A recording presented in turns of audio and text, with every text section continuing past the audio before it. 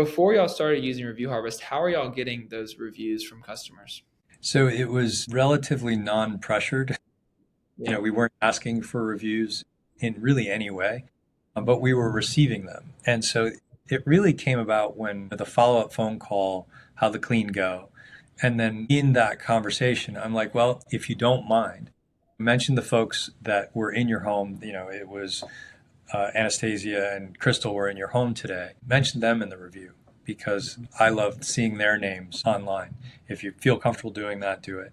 And, most people would be like, yeah, no, I'd love to do it. And then more or less they would do it or not. Yeah.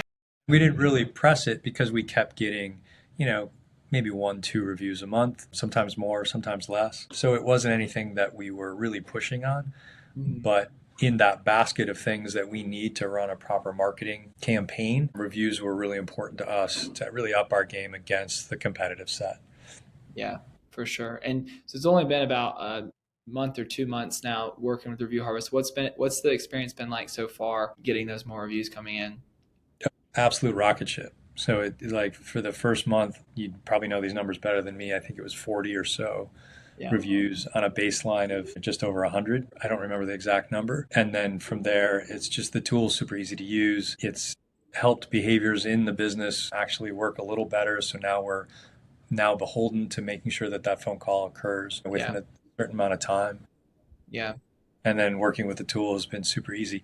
And I don't say this lightly because one more tool, one more sign in, one more anything for a small business is such a major issue.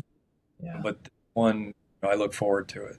Awesome. Awesome. We love it. And we, try to be as hands-on as possible to make sure everything's set up properly so that you can be as hands-off as possible. Thanks for hopping on, Adam, and we'll see you later. Appreciate it, Clay. Thank you very much. See ya.